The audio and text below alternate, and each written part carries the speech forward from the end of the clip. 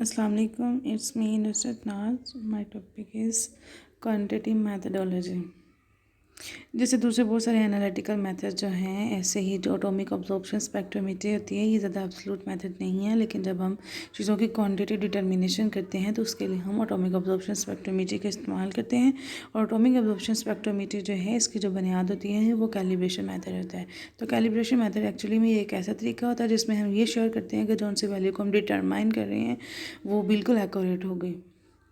तो जो calibration method है, इसको 3 हिस्सों में हम डिवाइड करेंगे। एक है स्टैंडर्ड एडिशन मेथड, एक है इंटरनल स्टैंडर्ड मेथड और तीसरा है हमारे पास कैलिब्रेशन कर्व मेथड। सबसे पहले हम देखेंगे स्टैंडर्ड एडिशन मेथड को। स्टैंडर्ड एडिशन मेथड जो है, ये सबसे ज़्यादा कन्वीनियंट तब होगा जब हमारे पास जो सैंपल है उसका साइज़ जो बहुत ज़्यादा छोटा होगा, और दूसरा जब हमारे पास सैंपल जो है कॉम्प्लिकेटेड मैट्रिक्स में होगा और हमारे पास ब्लैंक मौजूद होगा, तब भी ये मेथड जो है बहुत ज़्यादा हेल्पफुल होगा।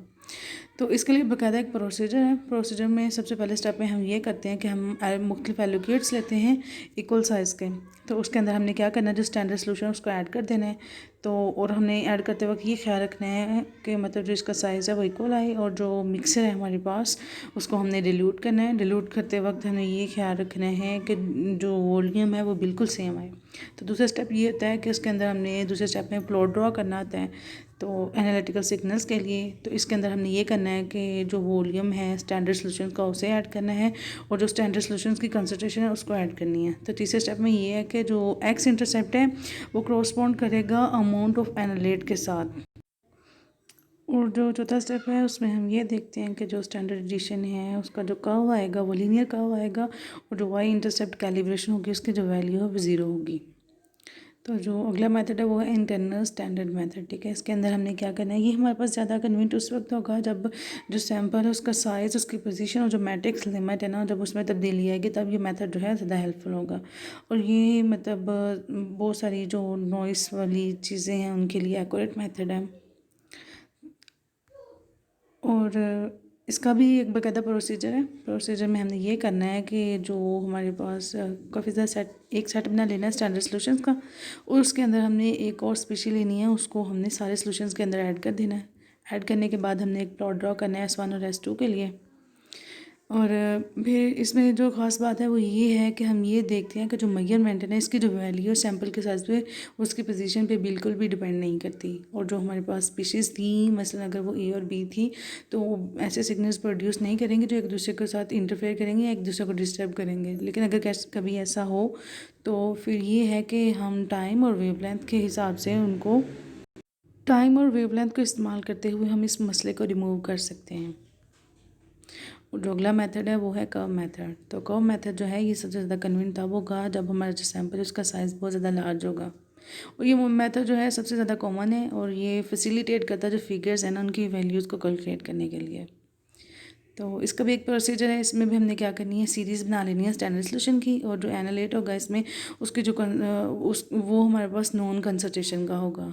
तो फिर हमने प्लॉट ड्रॉ करना है एनालेट के अंदर, एनालेट और एनालिटिकल सिग्नल्स के दरमियान। और जो सिग्नल्स हैं यहाँ पे हमें मिलेंगे उसको हम जो अननोन एनालेट होगा उसको उसकी वैल्यू डिटरमाइन करने के लिए भी इस्तेमाल कर सकते हैं। ऐसे एग्जांपल है कि अगर हमने लेड की कंसंट्रेशन को ब्लड के अंदर मेजर करना है, तो हम ये देखेंगे कि जैसे जैसे लेड की कंसंट्रेशन जो है इंक्रीज़ होती जाएगी, वैसे वैसे जो सिग्नल्स हैं उनकी जो मिकदार है वो भी इंक्रीज़ होती जाएगी। मसलन अगर हम देखें यहाँ पे, तो अगर हमारे पास पहले लेड की कंसंट्रेशन 0.50 है, तो उसमें तब वो जो सिग्नल्स आएंगे वो 3.76 होंगे। तो जैसे ही हमने कंसंट्रेशन में मतलब इजाफा किया, साथ ही हमारे पास सिग्नल जो हैं उनमें भी इजाफा हो जाएगा। मसलन अगर 0.50 से जो मिकदार है उसको 1.50, मसलन 1 पॉइंट का अगर हम इजाफा कर रहे हैं, तो जो सिग्नल्स प्रोड्यूस हो रहे थे पहले वो थे 3.76, और अब जो तब्दीली आई है यानी जो उनमें इजाफा हुआ है वो 9.16 हो गए हैं। तो ऐसे ही है मसलन, मतलब जैसे जैसे हम कंसंट्रेशन में तब्दीली लाते जाएंगे यानी उसको बढ़ाते जाएंगे, वैसे वैसे जो उसके सिग्नल्स हैं उनमें भी तब्दीली आती जाएगी, वो भी बढ़ते जाएंगे। तो अब हम ग्राफ देखते हैं। हम ग्राफ ड्रा करेंगे कंसंट्रेशन और सिग्नल्स के दौरान। जो कंसंट्रेशन उसको हम एक्स एक्सिस पे लेंगे, और जो सिग्नल्स होंगे उनको हम वाई एक्सिस पे लेंगे। तो मतलब जो इनिशियल वैल्यू है कंसंट्रेशन की वो बहुत बहुत ज़्यादा कम है, तो मतलब अगर सिग्नल कंसंट्रेशन कम है तो सिग्नल्स भी बहुत कम प्रोड्यूस हो रही हैं। जैसे जैसे हम ऊपर की तरफ मतलब जाते जा रहे हैं तो क्या है, हमारे पास कंसंट्रेशन जो है एक्स एक्सिस पे वो इंक्रीज होती जा रही है, वैसे वैसे साथ ही उसके क्या है वाई एक्सिस पे जो सिग्नल्स की कंसंट्रेशन है, जो सिग्नल्स की वैल्यू है उसमें भी तब्दीली आती जा रही है। मतलब अगर कंसंट्रेशन इंक्रीज़ हो रही है तो साथ ही सिग्नल्स भी जो है उनकी वैल्यू में भी इजाफा हो रहा है। And that is end of my topic.